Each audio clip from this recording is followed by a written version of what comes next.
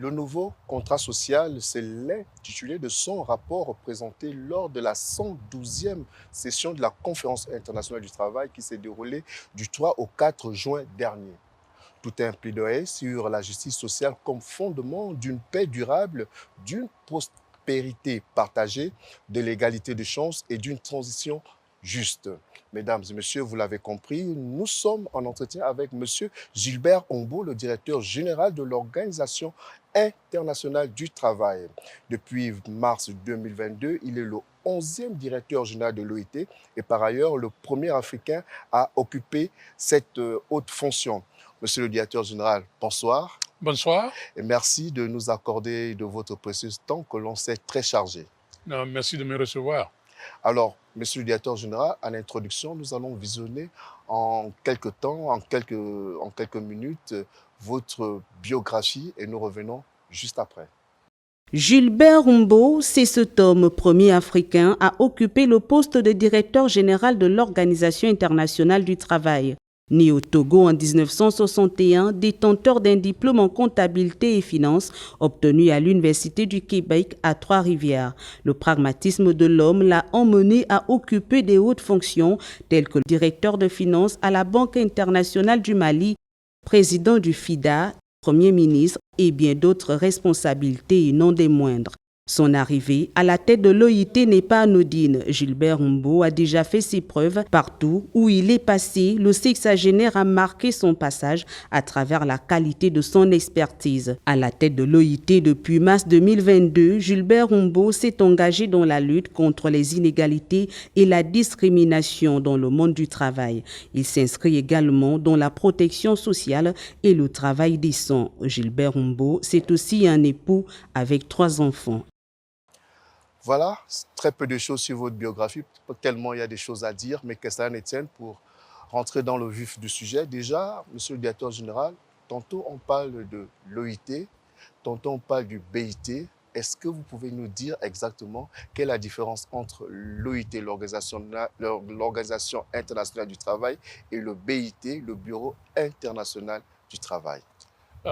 Merci. L'OIT, c'est l'Organisation internationale du travail, organisation créée en 1919 au lendemain de la Première Guerre mondiale et par le traité de Versailles, le traité qui a mis fin à la Première Guerre, et le même traité a tenu à créer l'Organisation de l'international du travail.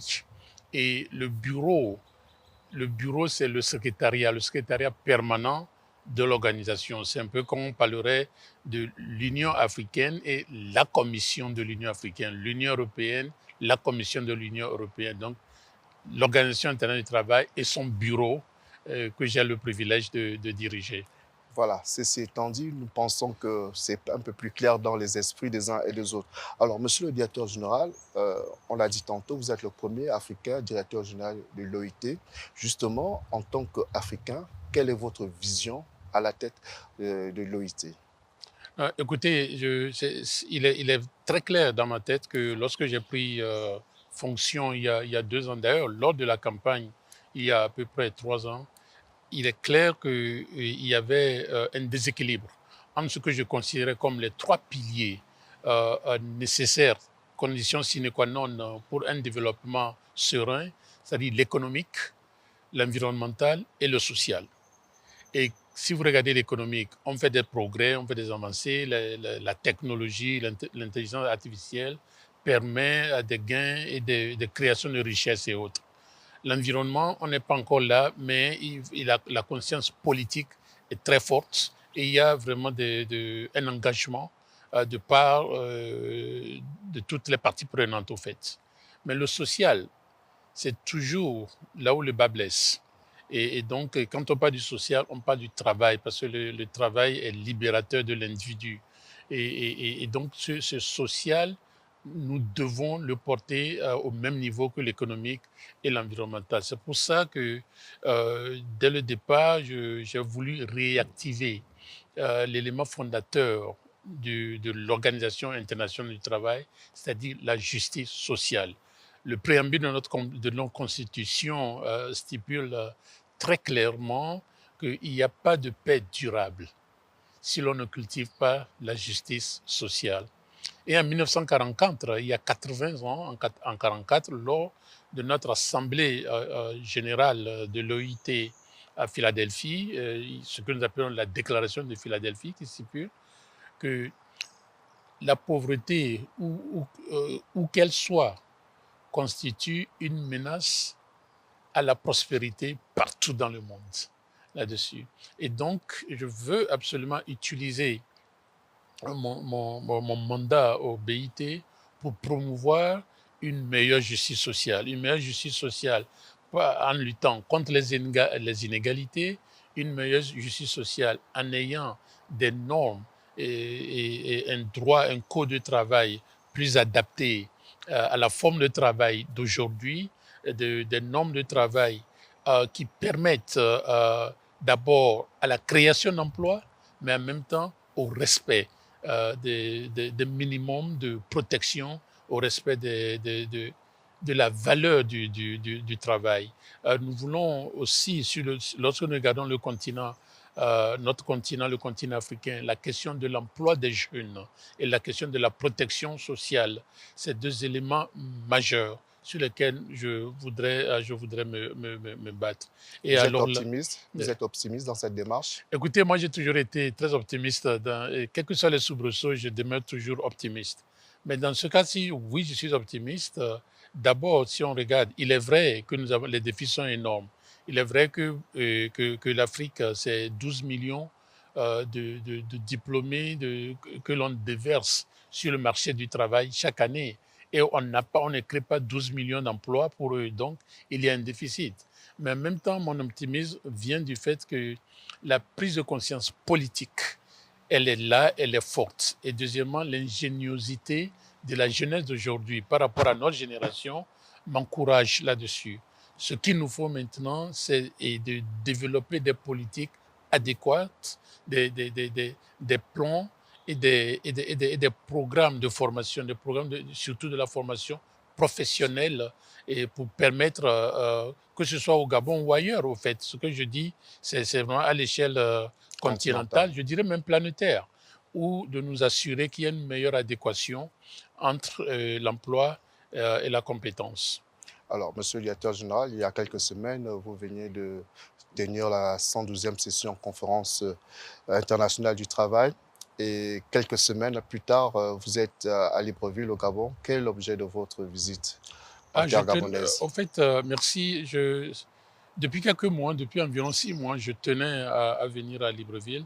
D'abord parce que j'ai été très marqué par l'insistance des autorités de transition, ce qui s'est d'ailleurs confirmé ce matin dans toutes les réunions qu'on a eues, à commencer par son Excellence le Président Nguema, l'insistance des autorités de transition en l'emploi, la création de l'emploi, surtout l'emploi des jeunes. Et nous savons très bien que la compétence, c'est un peu ce qui manque au Gabon, mais qu'il y a un problème d'adéquation entre le marché du travail et les compétences disponibles. Et vous savez aussi que le Gabon a été élu le 7 juin dernier membre du conseil d'administration et a pris fonction dans ce cadre-là dès le conseil qui a eu lieu le 15 juin. Et ça, c'est une charge énorme. Et la diplomatie gabonaise est très à l'œuvre à Genève, à New York. Et tout ceci fait que c'était important pour moi d'échanger avec les autorités sur le terrain, surtout que nous avons signé au mois de mai dernier un nouveau programme pays pour le travail décent. Et il nous faut passer maintenant à la mise en œuvre. Voilà les raisons de ma présence ici. Alors, c'est important pour les autorités gabonaises, d'autant plus que c'est la première fois qu'un directeur général de l'OIT est officiellement reçu au Gabon. Tout à fait. C'est regrettable que mes prédécesseurs n'ont pas eu l'occasion de visiter le Gabon. Mais écoutez, il faut toujours une première fois. Et ce qui est important, ce n'est pas que ce soit la première fois qu'un DG de l'OIT vienne. Ce qui est important, c'est la différence, la contribution. Et l'approche aussi. Et l'approche, effectivement, vous avez tout à fait raison. Et pour moi, c'est important d'ailleurs comme Africain, et je remercie d'ailleurs tous ceux incluant le Gabon, qui ont contribué à mon élection. Et donc, ce n'est pas juste pour ma personne singulière. Et je considère que j'ai aussi une responsabilité vis-à-vis le continent et vis-à-vis le Gabon. Vous savez très bien que le Gabon, je suis du Togo, le Gabon est un pays frère, une forte communauté togolaise au Gabon, et je me sens en quelque sorte chez moi. Alors, vous savez, Monsieur le directeur général, que le Gabon est en pleine transition. Et quelle appréciation vous faites de la feuille de route élaborée et comment l'OIT compte y contribuer? Écoutez, déjà, notre contribution, elle est pratiquement garantie, puisque le programme Pays du travail décent auquel j'ai fait référence tout à l'heure, que nous avons signé, déjà est bien arrimé, bien aligné sur la feuille de route établie et adoptée par les autorités. Et là, bon, déjà, je sais qu'il y a eu pas mal de débats autour du Code du travail. Je suis heureux de vous dire que nous travaillons avec le ministère du Travail sur le code du travail, les questions de l'administration du travail, de l'inspection et bien d'autres questions. Il y a la question des élections professionnelles Justement, nous avons eu... là-dessus, sur lesquelles nous sommes activement engagés. Et j'ai fait référence tout à l'heure à la question de l'emploi des jeunes. Nous croyons fortement qu'il faut des programmes à haute intensité de main-d'œuvre pour la jeunesse et autres. Voilà autant de programmes qui alimentent notre programme et qui est aligné justement avec les priorités des autorités à travers la feuille de route, sans oublier ce qui est très très important au niveau du BIT, c'est la valeur accordée au dialogue social. Au dialogue social, le tripartisme, le gouvernement, le patronat et les syndicats et le collectif, ce tripartisme dans un dialogue social pour discuter et aboutir à des conclusions et à des décisions ultimes du gouvernement quant aux questions touchant le travail. Alors, vous l'avez déjà abordé, les élections professionnelles. Comme vous le savez, ça fait plus de 30 ans que le Gabon n'a pas eu à organiser des élections professionnelles. Vous avez dit que vous êtes disposé à accompagner le Gabon justement dans cette phase de façon pragmatique, de façon concrète. Quel peut être l'apport de l'OIT? Et surtout que derrière ce manque d'élections, il y a des crises latentes et qui sont en train de ressurgir.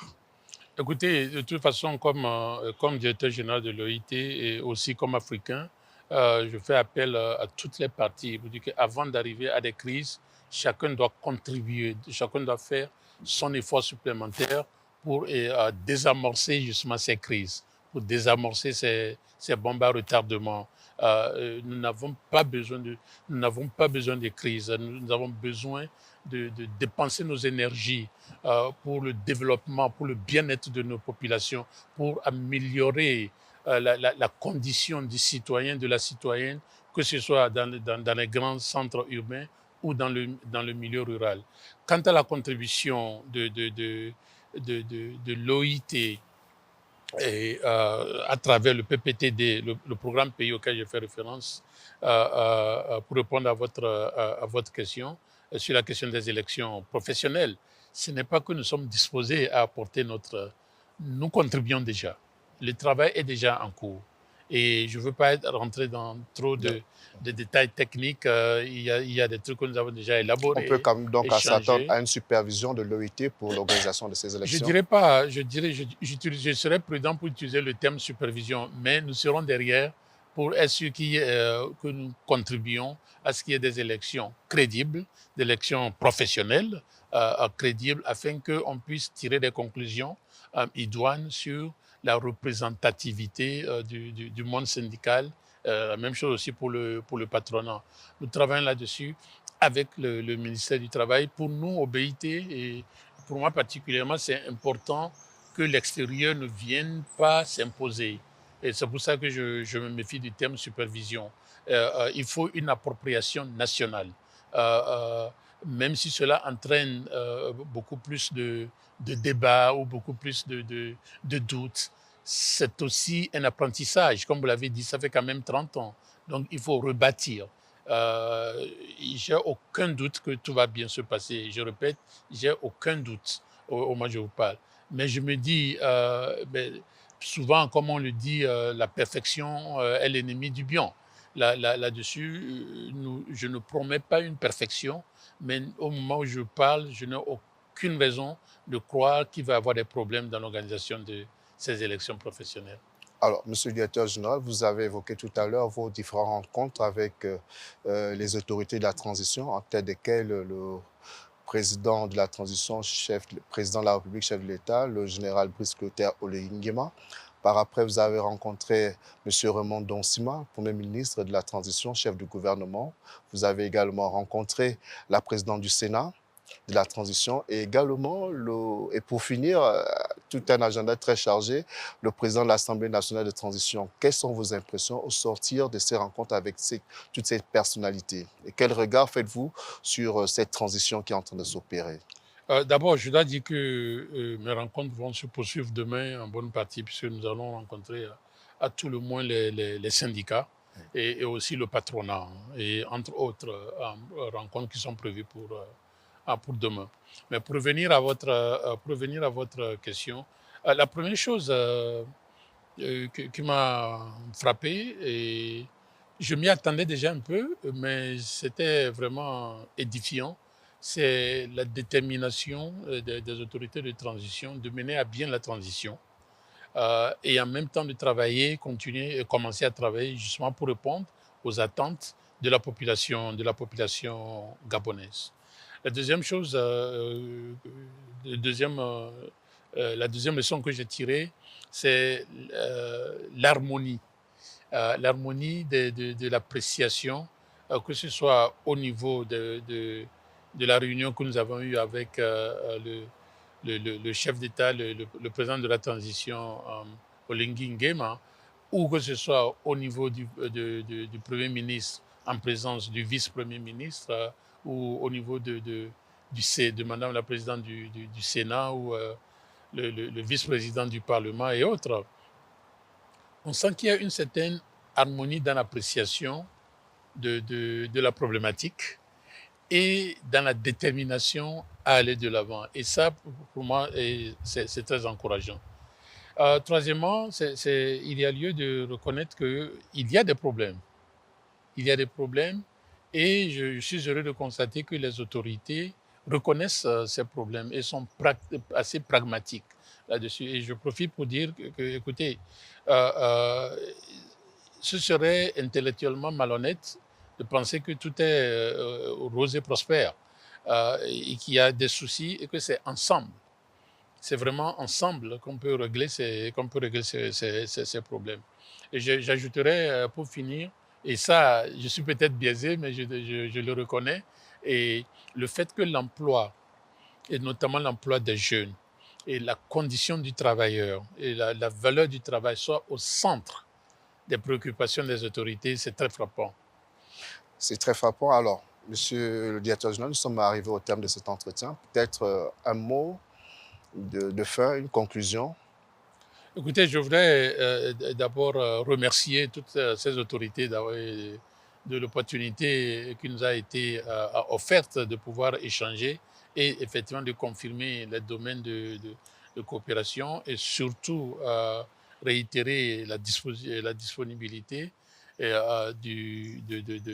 de l'OIT et de son bureau, le BIT, à accompagner justement ces autorités en fonction évidemment de notre mandat. C'est sûr qu'il y a une partie du travail à faire qui ne relève pas du mandat du BIT, donc je ne touche pas ces domaines, mais pour ce qui touche le BIT, et j'ai eu aussi des échanges avec la coordinatrice résidente du système des Nations Unies, donc au niveau du système, nous savons très bien qu'il y a une certaine détermination à accompagner le pays dans cette transition. Et comme l'a dit un des interlocuteurs de ce matin, cette transition va aller jusqu'au bout en bonne et due forme pour le respect et à la satisfaction du peuple gabonais. Et nous, du BIT, de l'OIT, nous sommes prêts à accompagner. Merci, Monsieur le directeur général, et surtout bon séjour en terre gabonaise. Voilà, mesdames et messieurs, nous sommes arrivés au terme de cet entretien. Nous vous rappelons que nous étions avec Monsieur Gilbert Ongbo, le directeur général de l'Organisation internationale du travail. Merci de nous avoir suivis et bonne suite de programme sur Gabon Première.